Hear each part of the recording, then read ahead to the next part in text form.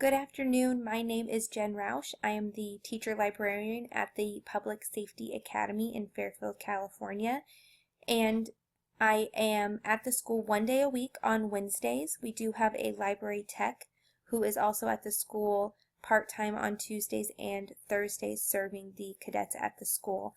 And I spoke with our library tech. We collaborated through email, and I talked with the special ops, our PTO group, and I surveyed students and staff to really get a good idea of what we want our vision to be for the library moving forward. So I looked at our school's mission statement and I bolded this idea of being college and career ready for our cadets, and I think the library is an essential piece of making this happen for our students. The district also has its own mission statement for library services. It says the library team serves our school community as instructional leaders, developing information literate, independent thinkers. And from there, the PSA library also has its own lengthier mission statement, but the idea is that the PSA library nurtures an appreciation of inquiry, reading, and preparing cadets for career in college by providing access to information in various forms, providing access to technology and instruction on ethical and responsible use, creating a collection that is diverse and meets student and staff needs, supporting innovation and research for academic and personal purposes, collaborating with staff to support and expand on curriculum, teaching digital citizenship and information literacy, creating a welcoming space for staff and students to create, research, share information, and collaborate with others. And once all three of these mission statements, I looked at them, I also looked at the current and developing trends in our district and in our area, and I saw four major trends on the horizon here in our district in Fairfield-Sassoon. The first one is this idea of really embracing digital literacy here in the 21st century, increasing the access to e-content for students and staff, teaching and modeling digital citizenship, and then making that e-content visible. A lot of times students don't realize that it's there, so using posters, using displays, and then using social media to reach out to students and let them know what we have. The second huge trend, Common Core, is happening here in California, so we need to make sure we have additional materials to support the curriculum, time to collaborate on lessons with classroom teachers so that we can support them, and then this idea that technology is not the outcome, it's the tool. I found this great picture here on Pinterest that was originally tweeted, and we're really embracing this at the Public Safety Academy as a project-based learning school, that technology is something that you use to get to those right answers, to raise awareness or to start a conversation or to make a difference. So we're using technology as a tool. The third major trend is using digital media in education. So students are already very familiar with blogs and Twitter and Instagram, but being able to weave that into the academic setting and teach students how to navigate that community of people through the internet. And finally, a new trend that's just starting to be talked about a lot in our district is this idea of maker spaces and having a space for innovation and creation, and that the library really is the place to make that happen. I surveyed both the staff and the students at the school, and their top priorities were very similar. Their top four were identical, just in a slightly different order. The first priority is increasing library hours, which means increasing the teacher librarian, increasing the library tech and instructional time. The second priority was increasing e-content. Staff wanted to see more nonfiction, students wanted to see more fiction. Third is increasing the hard copies of nonfiction and fiction. And fourth for staff, a little bit higher for students, is new facilities. So having a bigger space and having a more productive space to work within. The California Model School Library Standards, I really looked at this to measure our current school library against it to see if we're meeting the recommendations. And out of the 4 major recommendations for the model school library, we are not meeting any of those recommendations.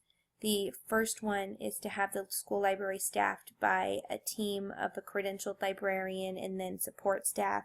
And we have that, but they recommend a full-time librarian for every 750 students on average.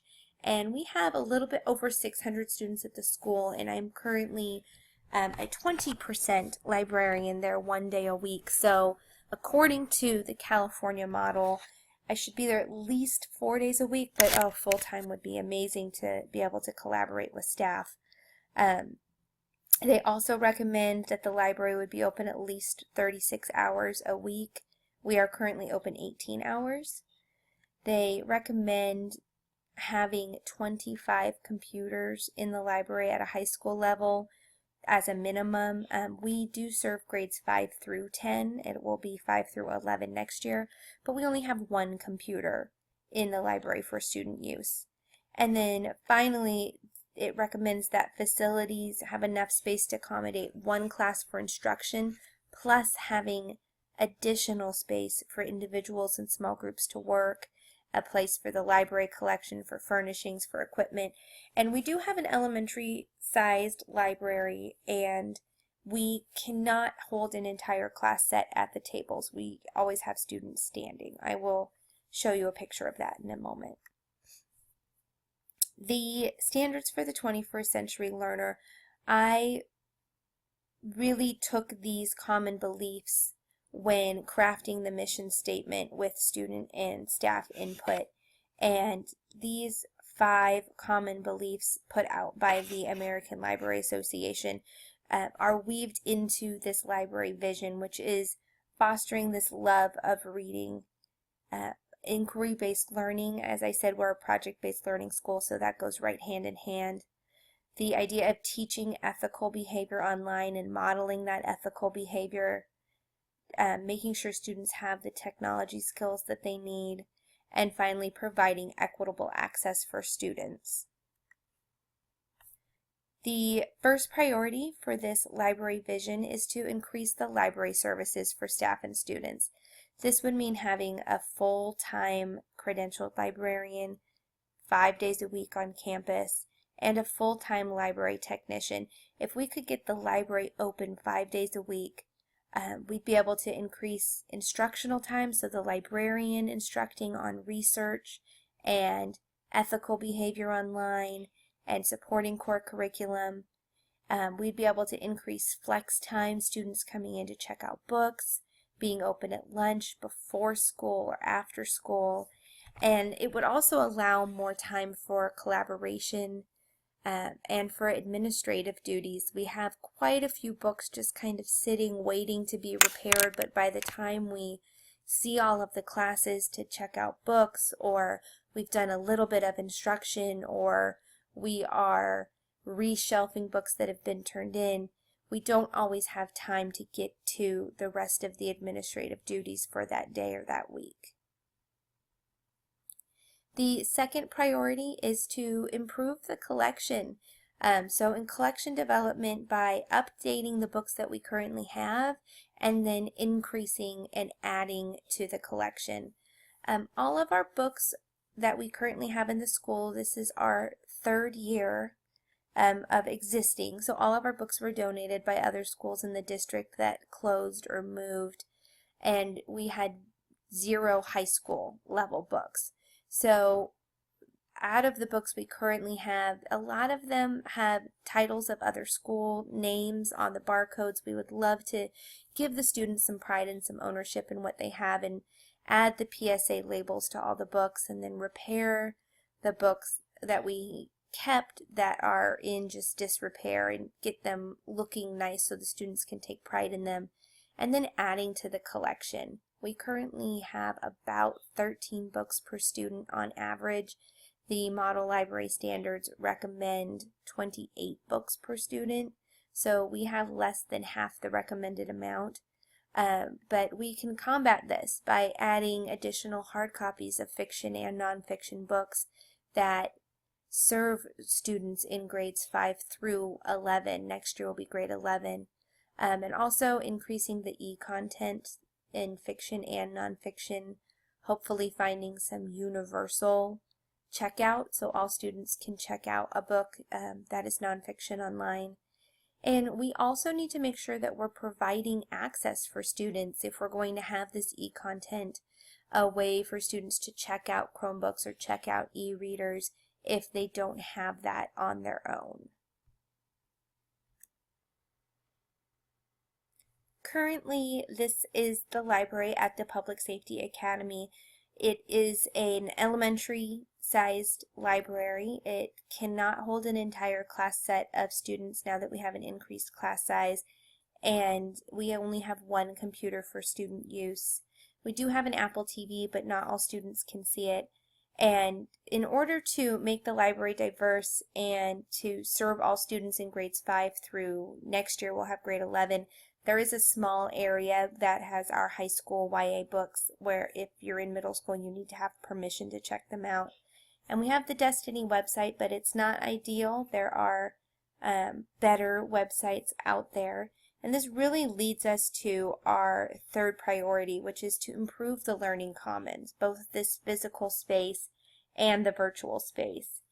In the article Divine Design, How to Create the 21st Century School Library, I really appreciated that they said that the question is not, oh, what space do you need? What are the dimensions? How many computers do you have? But the idea of how can we make this flexible? What are your students' learning goals? What is the mission of your school? And how can you make that happen? How can you make your space flexible? It would be great to have enough room to have a maker space and to have maker space materials, areas for students to study.